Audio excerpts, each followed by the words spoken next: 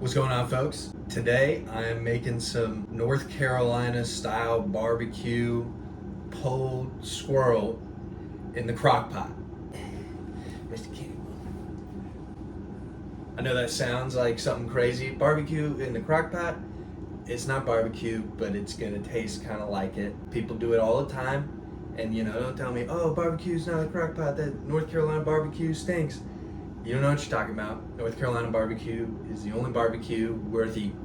Maybe that's a little too strong of a statement, but I'm gonna go with that because we're in North Carolina. We're doing it NC style, baby. Say hello to the kitty cat. Let's go. So I got 8 squirrels here. We're just doing 4 of them, roughly. These recipes I've been looking at call for like 2 to 3.5 pounds of chicken. We're gonna do 4 squirrels. It's gonna be like 1.5 pounds, maybe 2 pounds. I'm gonna cut them up. We got the crock pot ready to rock right here. It's not that big, so usually I can only fit about 4 full-size squirrels. I'm gonna do something I normally don't do and piece these out instead of putting them in whole to try to kind of maximize space, because usually I just fill it up with chicken stock when I'm just cooking these to debone them, but I don't know if I'm gonna have as much liquid this time around since I'm gonna cook them fully in the sauce. I'm gonna have the recipe down below. This is a combination of a few different things I've looked at. I'm kind of freestyling it. So what we're gonna do is put these in the crock pot with the mix, set them around for like 3 to 4 hours, however long it takes to where I can get the meat off the bone. And then I'm gonna put it back in for another like hour or so. Hopefully we come out with something good. I'm also going to give y'all my personal coleslaw recipe. And then we're gonna eat some barbecue squirrel sammies. Let's go. First thing we're gonna do here is piece these out to make them a little more manageable. I wanna show you real quick. Make sure that if you're using a shotgun, you get all of your BBs out, because I can see one right in here. The most kind of meaty portion is going to be here, and we're just going to do that. Drop it into our bowl.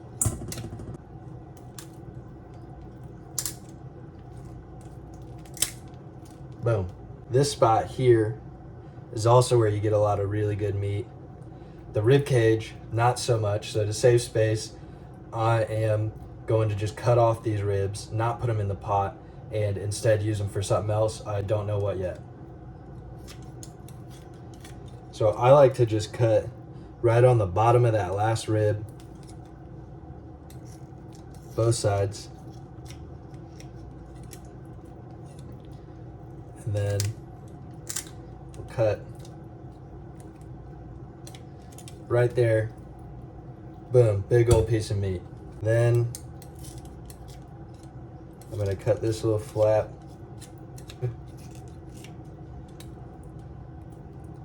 Good meat all up in here.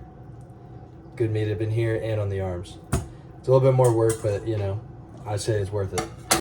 All right, so these are our 4 squirrels pieced out, no rib cages. We're at 2 pounds, 4 ounces. Good to go. Keep in mind that we're going to debone all this, so we may only get 1 pound, 1.5 pounds of meat. So if you're trying to feed more than 2 to 4 people, you're going to want to use a few more squirrels than this, or do 2 batches. We're starting it off with a little apple cider vinegar. That's what you want. This is what we need. I'm doing a 1.5 cups, roughly 1/2 cup of Worcestershire sauce. We're in the science lab experimenting today. I'm gonna start with 1/2 cup of water, and I might put in another 1/2 cup. Now, one of the recipes I worked with used a whole 1/2 cup of brown sugar. I don't know, NC barbecue experts, you can let me know if I'm wrong, but I feel like that's too much. So another recipe said 2 tablespoons. We're gonna call it 2 big old, heaping tablespoons of brown sugar. Just a nice healthy teaspoon of cracked red pepper. Maybe a little more. Just a cheeky little bit more. A little teaspoon of black pepper. I don't want to do a whole teaspoon. We're gonna teaspoon of onion powder. Never mind, my onion powder is rock solid. Whoops. And we're gonna do a teaspoon of ground mustard. And just for the sake of the experiment, 2 tablespoons of Texas Pete. because we love Texas Pete. Texas Pete, North Carolina, Winston-Salem, baby. Let's go. I'm gonna stir all this around. I'm gonna smell it. If I don't like it, we're pouring it out.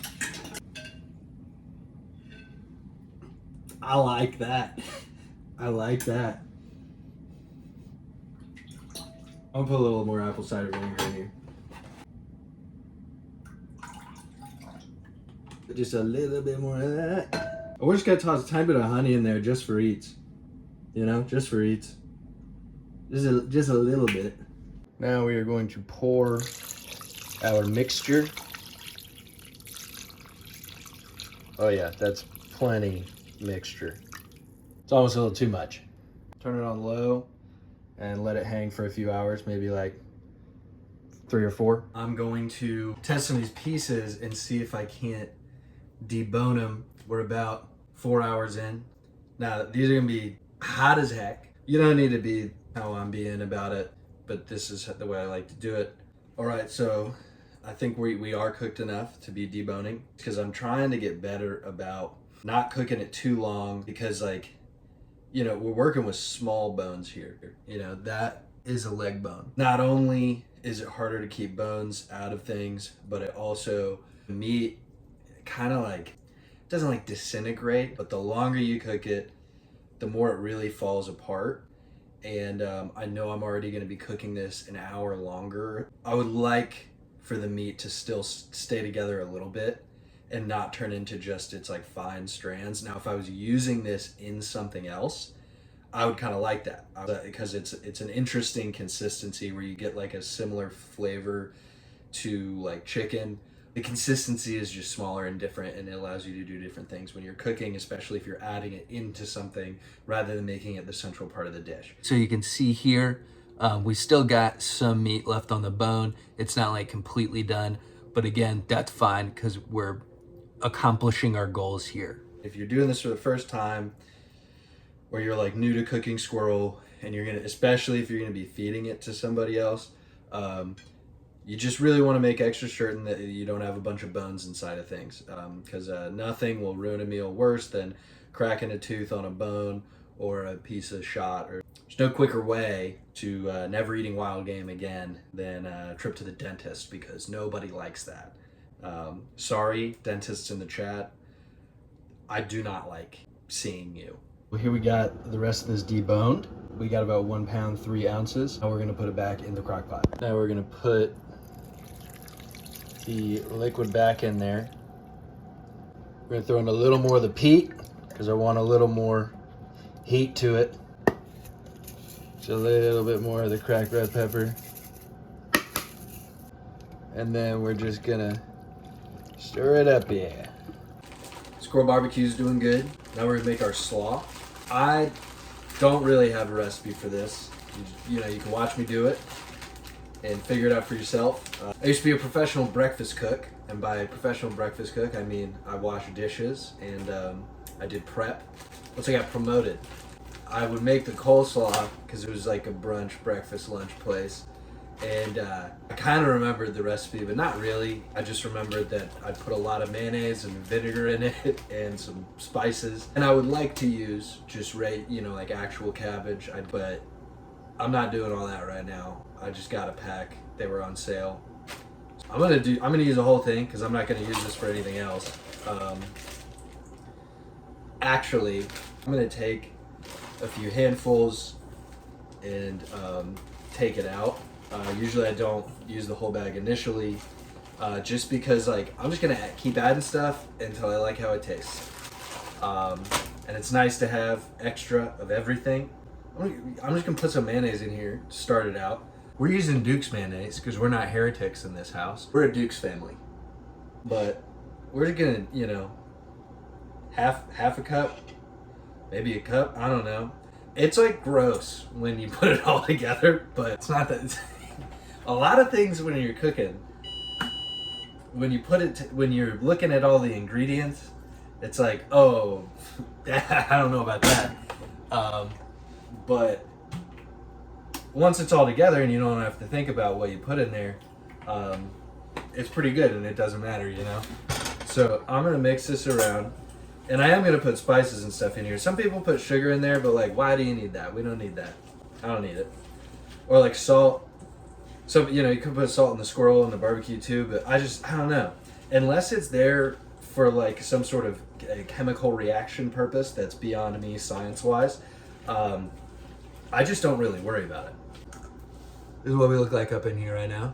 And I like to do these 3 ingredients before I put the spices in it, just because it helps me understand if I've gotten the vinegar mix correct.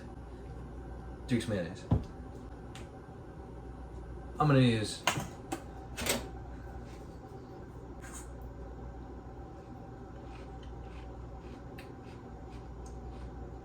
flawless. I'm a genius, dude. Now, pretty much what I like to put in this, a little pepper and tahini, dude. This stuff slaps. Because we used to do this like Jamaican jerk slaw at the restaurant that I worked at. And it was actually really good. It was like the first time I realized that I liked coleslaw. And I was just kind of covering the top of pepper. And I forget everything that we put in there.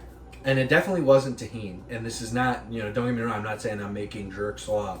But one time I was making slaw and I just put this in there and I was like, oh, that's kind of close. You know, I like, it's not close in flavor, but I like this like I used to like that other stuff. So I'm going to, you know, spice it up. We're stirring it around. And with a lot of the cooking that I don't use a recipe for, I really just kind of go by color because I know what it looks like when it tastes the way I want it to.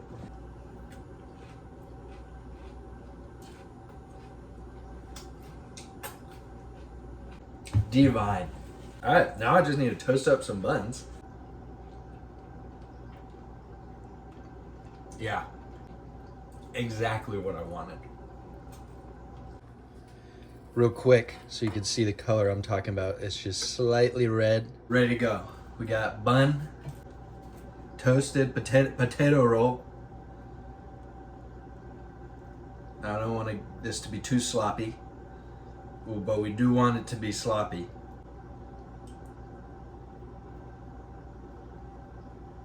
Let's go, man. Prime display right here. We're looking nice. Plated. Super fancy.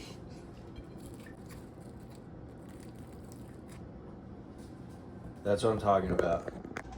Now for the final test. It's falling apart.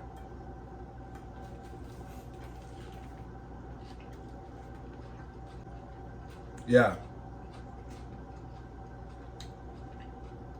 That's what I wanted that to be. Wow. I'm so psyched on that. I'm so psyched that this worked out. I know I might have seemed confident, but I was a little worried, especially freestyling it. This is bomb. So, a few quick things. This is not the peak of my culinary ability, nor should it be the peak of yours. This was super easy, super simple, and that's just kind of the goal here. I like to really do it up with wild game, but also, you should be able to cook with wild game like normal recipes that you don't have to go and spend $150 at the grocery store or go to like Whole Foods to get your ingredients to cook wild game. You should be able to cook it most of the time fairly close to how you cook another type of protein. Whoo! Don't get me wrong, this is good, but you can make it better if you wanted to spend more time on it. Don't let wild game intimidate you, feeling like you gotta buy fancy ingredients or you gotta do something fancy or do stuff that you don't know how to do. As you saw, any idiot like me can do it. Just vinegar and spices, throw your meat in there. The hardest part is making sure you keep the bones out. And there are way better ways to cook squirrel, but this is really good. And it's not gonna take you a long time. And it's simple, it's approachable, which I think like, I don't know, wild game recipes need more of that. Stuff that's easy to do. Because I think you'll get more people hunting and you'll get more people cooking. what they hunt. Because it's surprising how many people are out there that hunt and don't eat it. Because they're missing out on stuff like North Carolina style crock pot squirrel barbecue. So if you like this video, check out my profile, subscribe, whatever. I got other stuff on here. If you didn't like the video, I don't know, you can like bully me in the comments, tell me that North Carolina barbecue sucks. That's fine, dude. Just go like make this with a bottle of Sweet Baby Ray's, idiot, because you don't know what you're talking about. And yeah, thanks for watching.